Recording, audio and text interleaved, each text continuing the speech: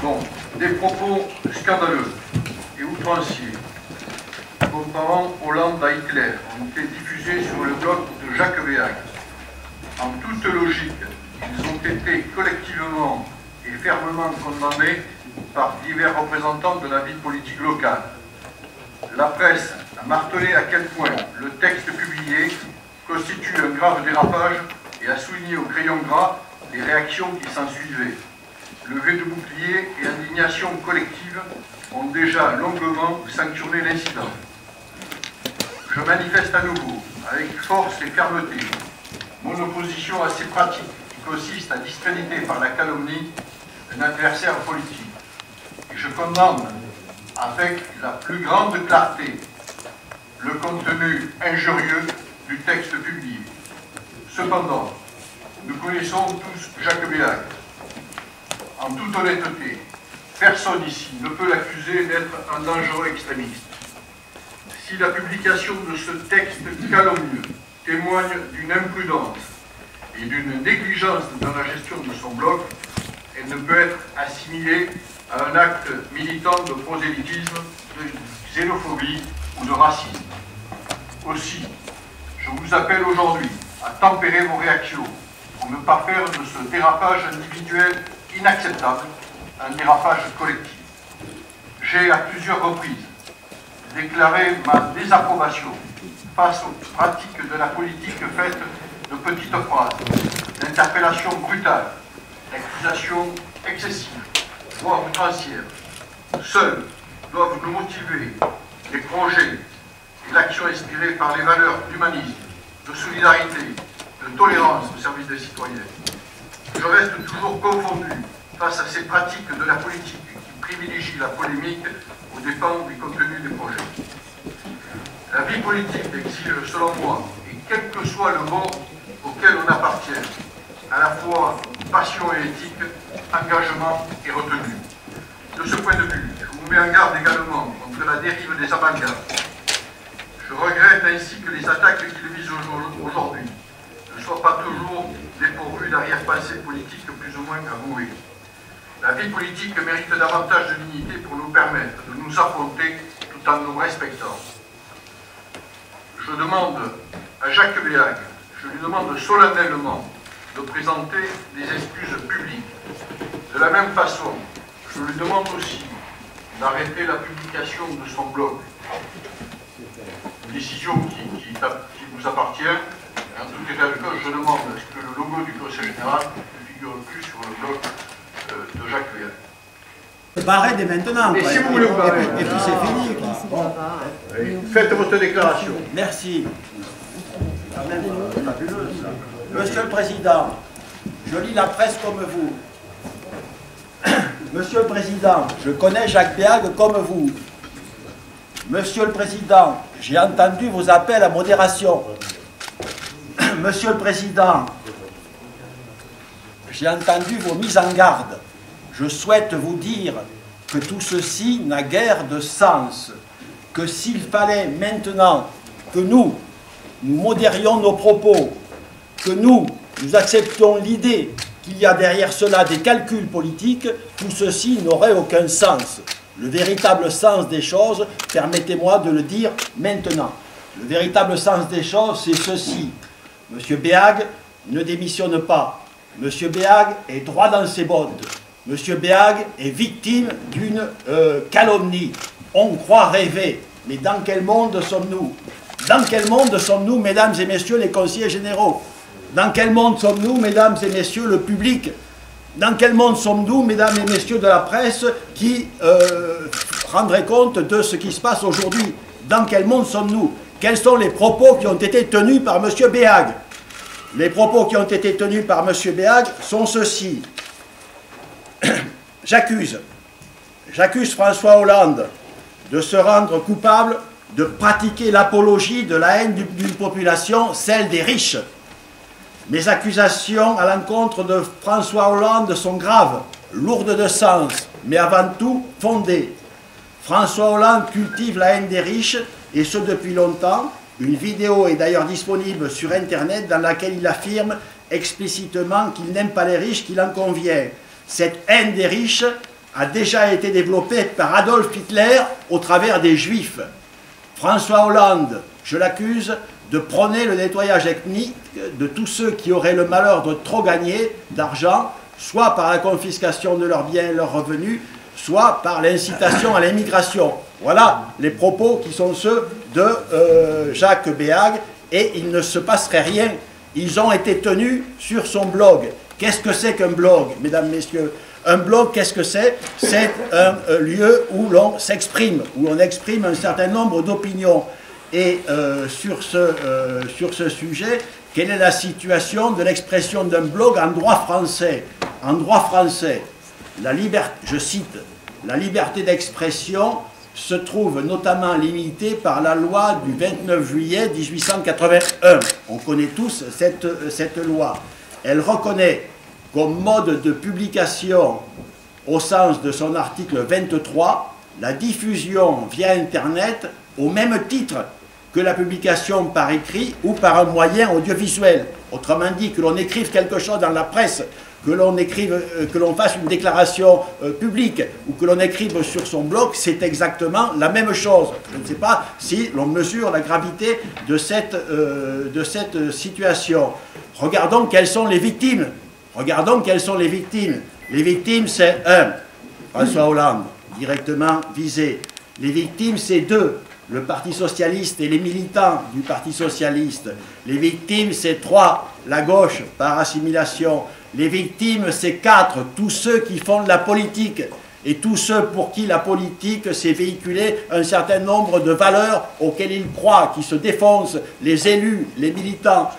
Au-delà, mesdames, messieurs, les victimes, qu'est-ce que c'est? C'est les offensés, hein? C'est tous ceux pour qui ce révisionnisme de l'histoire nous amène à des caricatures. C'est l'esprit de raison.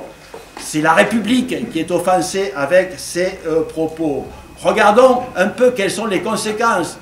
Est-ce que vous avez mesuré quelles sont les conséquences de cela? Il y a ceux qui se rendent compte de l'outrance, ceux qui se rendent compte de l'outrance, et puis ceux qui ne la comprennent pas, l'outrance, qui sont tentés de lire ça au premier degré. Il y a notamment les esprits les plus fragiles. C'est écrit, et puisque c'est écrit, c'est vrai. Il n'y a pas de fumée sans feu, hein, dit-on. Est-ce que M. Béag a seulement réfléchi à cela? Et on ferait comme si rien ne s'était passé, au prétexte que c'est le webmaster qui a écrit, au prétexte que M. Béag n'est pas responsable de ce que fait son webmaster. On est véritablement dans un autre monde, j'en connais, et pas des plus révolutionnaires qui doivent se retourner dans leur tombe aujourd'hui. J'ai écrit au président du Conseil général, au nom du groupe socialiste, et je lui ai demandé d'agir pour que la démission de la vice-présidence du Conseil général soit réalisée. Elle ne peut l'être que par Jacques Béag, je le sais, le président ne peut pas. Hein, mais le président a suffisamment de pouvoir, me semble-t-il, pour faire pression pour que cette démission ait effectivement lieu. Jacques Béag, aujourd'hui, est dans l'exécutif départemental. Voilà celui qui tient ses propos injurieux, ses propos calomniateurs, ses propos déraisonnables, qui est dans l'exécutif départemental. Est-ce qu'on peut un instant tolérer que cette situation perdure? Nous ne le pensons pas. Michel Pellieu m'a répondu, j'attends un signe de Jacques Béag. C'est à peu près la même réponse que celle de Jacques Béag qui dit j'attends un signe de mon webmaster. Ça n'a pas de signification. Il faut vraiment faire autre chose. Et je vous appelle encore à faire autre chose. On ne peut se contenter de cette situation. Il faut que nous agissions pour que tout ceci trouve un véritable sens, pour qu'on ait une véritable sortie. Le sens de la suspension de séance que demande maintenant le groupe socialiste, et que vous nous accorderez, je n'en doute pas un seul instant, monsieur le Président, le sens de cette suspension de séance est que tous ceux qui veulent sortir de cette situation par le haut trouvent une solution. J'appelle Donc tous les socialistes, ils vont venir, bien sûr, ils sont tous unis derrière moi, ils vont participer à cette suspension de séance, mais j'appelle les autres aussi, parce que j'estime qu'ils sont directement attaqués par ces propos. J'appelle les autres groupes à participer également à cette suspension de séance, et je vous propose, Monsieur le Président, que vous nous donniez un quart d'heure pour que nous puissions avoir une réflexion collective de qualité et que nous trouvions une solution.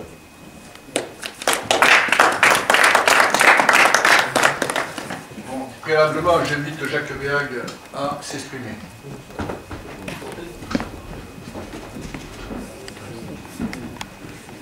Et ensuite, il y aura la suspension de séance. Jacques Béhague. Bon, tout d'abord, cette situation, je la regrette, bien sûr. Bon, vous prendrez les choses comme je vous le dirai. J'adresse mes excuses à l'ensemble de la classe politique du Conseil général et de l'Assemblée départementale, à tous les élus, qu'ils soient PS, PRG, et à ma famille politique aussi. J'ai maintes fois exprimé ce qui s'était passé sur mon blog. C'est vrai que je le regrette, mais la seule faute que j'ai pu faire, c'est de ne pas avoir vérifié le contenu de mon blog. J'ai eu un excès de confiance, c'est vrai, en mon webmaster, mais en aucun cas, comme vous l'insinuez, je n'ai écrit ces propos. Parce que ce billet outrancier et calomnieux, comme je l'ai dénoncé, était en ligne sur un blog qui se trouvait à Lyon et que mon webmaster a récupéré et qu'il a mis sans m'en informer. Ce texte qui aurait dû être censuré, puisque sur Internet, vous savez qu'il y a une cellule de veille, ne l'a jamais été.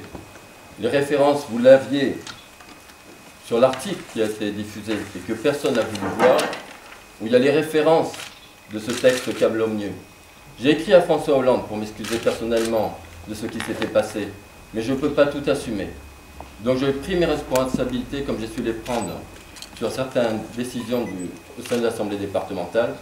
Et bien sûr, je vous prie d'accepter mes excuses et vous réfléchirez aux conséquences que ça peut avoir.